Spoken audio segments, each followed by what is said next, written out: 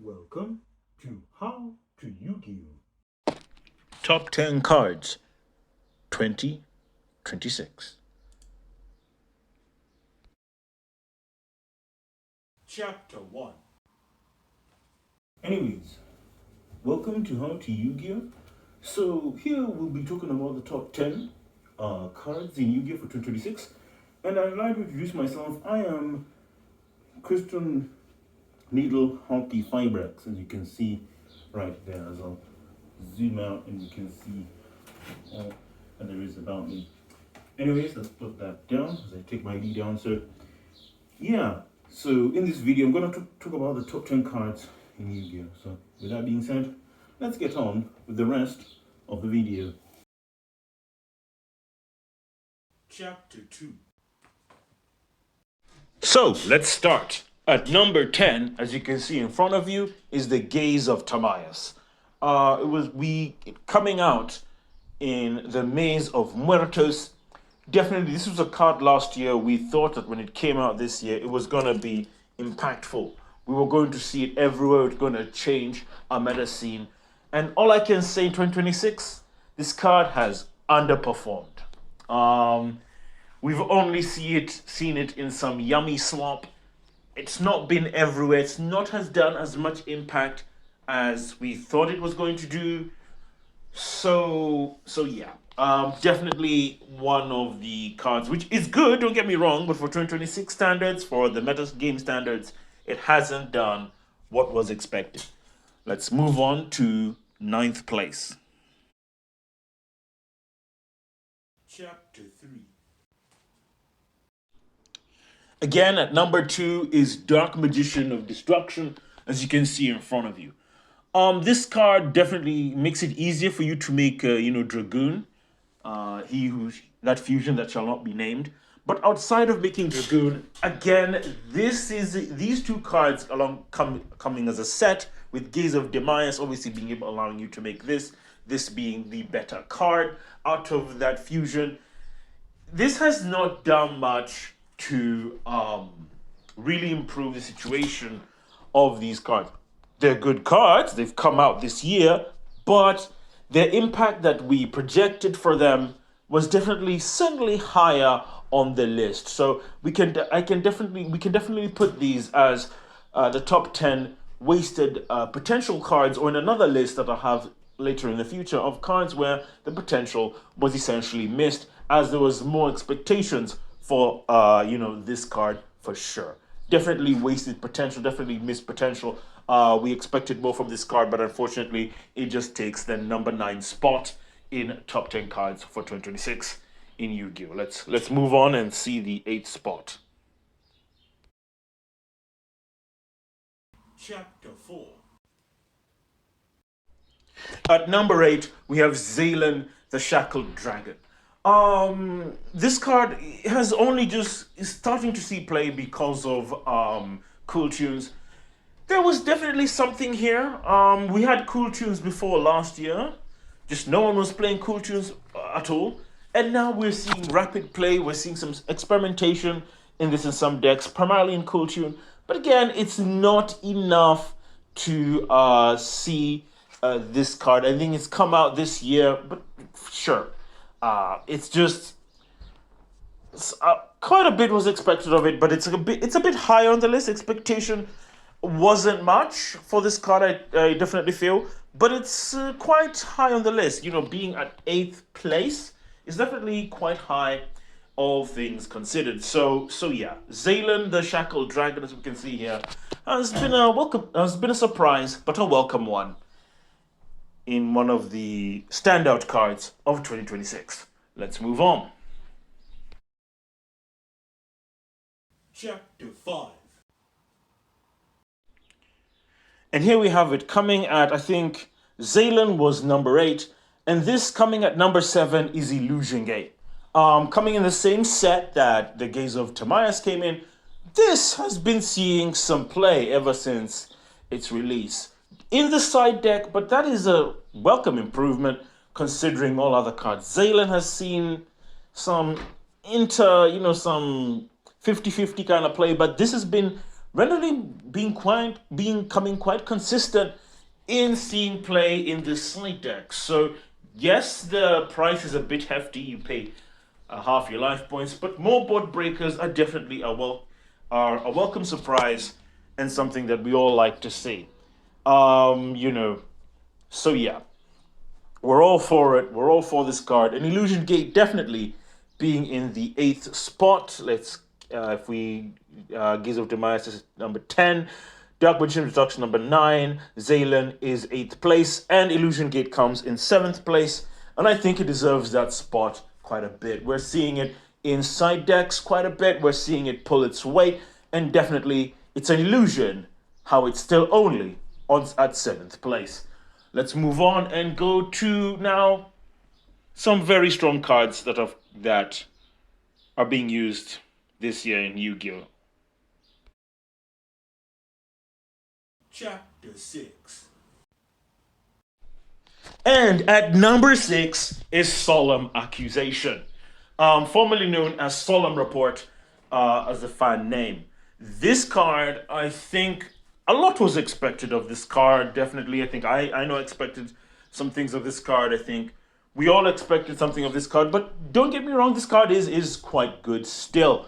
We are seeing it in side decks, and we're seeing it definitely be more of use, and we're seeing it. And because of this card, I think Radiant Typhoon has basically vanished from the competitive scene. Just goes to show just how powerful it is when you have a counter trap that can just banish all copies of your gameplay card or your game winning card. For sure, you'd think that this would hit Breako, Draco branded, but who knows? Who knows? Draco Tail branded, but hey, it is what it is. But Solemn Accusations definitely coming up in the ranks, doing extremely well, losing its weight, has a lot of potential. We are seeing it in the side.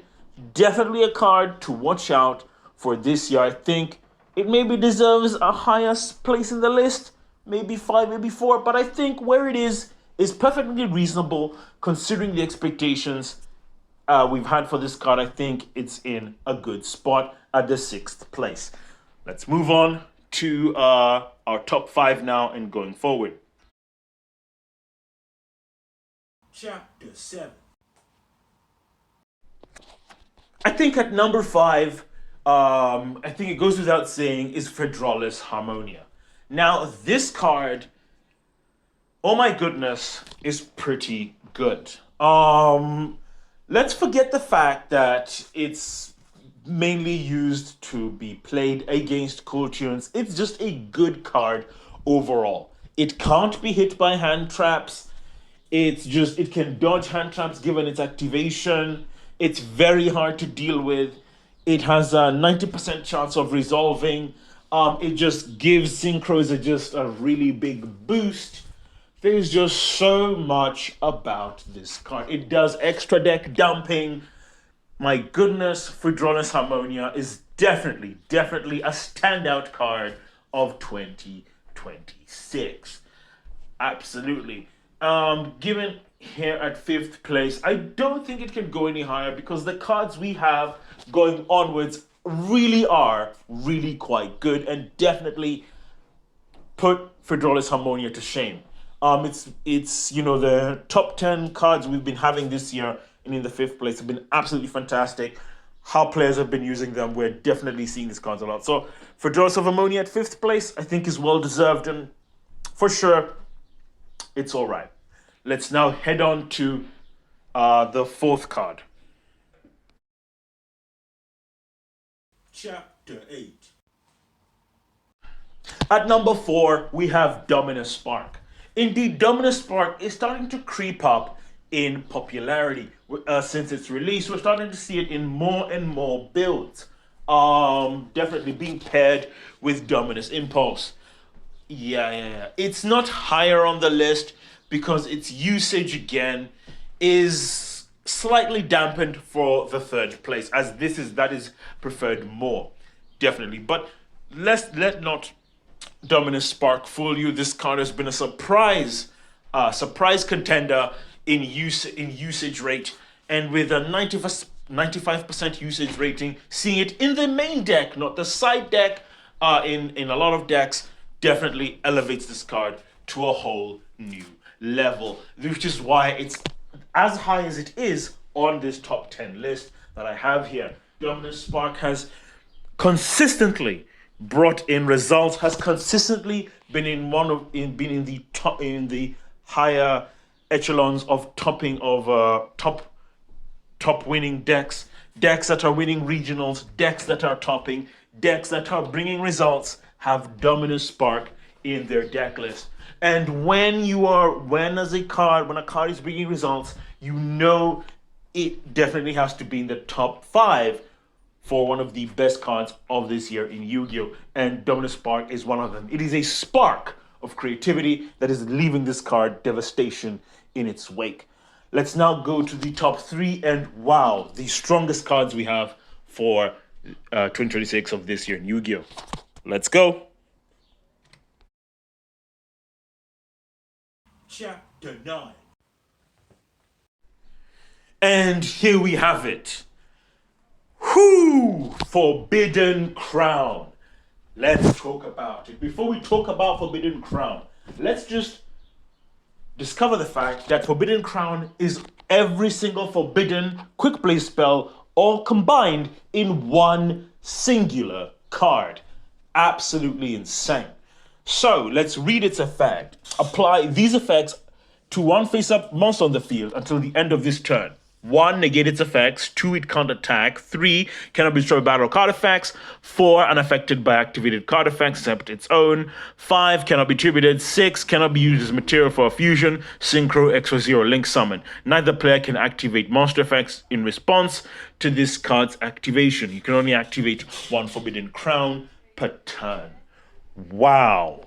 Wow, guys. Forbidden Crown definitely stands out. Since this card has been released, the numbers, the results, the effect now of this card has been absolutely phenomenal. A certified staple as a board breaker. We have this card. Is it nuanced? Absolutely. Does it get the job done? Absolutely. Does it win? Does it help you in every single confrontation? Absolutely not. But when it hits, Forbidden Crown hits. Like the casino, this is a card that when it delivers, it absolutely delivers on every single front. And it's one of those cards definitely that you want to be with instead of being without it. Forbidden Crown definitely, absolutely beats Dominus Spark in all that it's worth and with results. In the higher echelons of topping, in like top 5 or top 20, I would say, we're seeing this card more and more in lists. We're seeing it with the best players in the game are using this card. So for sure, we like this card. We like where it's at. Let's move on to second place. Chapter 10. Now, the second best card of Yu-Gi-Oh! Of 2026 is Radiant Typhoon Vision. Yes, surprising, isn't it? Although this card did come out last year in 2025, it has seen play 2025, but not that much. But this year, we're definitely seeing Radiant Typhoon Vision everywhere. The fact that it's a pot of greed, its flexibility, its usability, giving decks the ability to just have to access Mystical Space Typhoon. There's just a lot going for this quick play. It does a lot. It covers a lot of bases. Just the amount of advantage I've seen this card produce, the amount of engines, the amount of things we've seen that has come from this card cannot be understated. The effect isn't that complicated, but the value proposition, the way this card has reshaped, mixtures of decks this year cannot be understated, and I can full-heartedly agree that this card is the second best card in Yu-Gi-Oh for 2026. And let's go and talk about the best card in Yu-Gi-Oh. Let's look at that first place slot.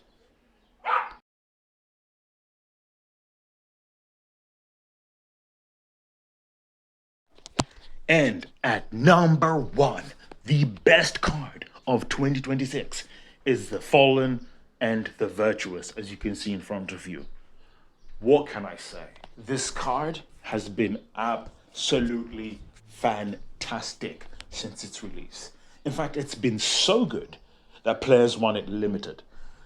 The value proposition that this card has, the fact that it can send another card to search itself and set itself, it can avoid hand traps, it can play around hand traps, it can do it just does so much, and the targets that it's sending also do so much.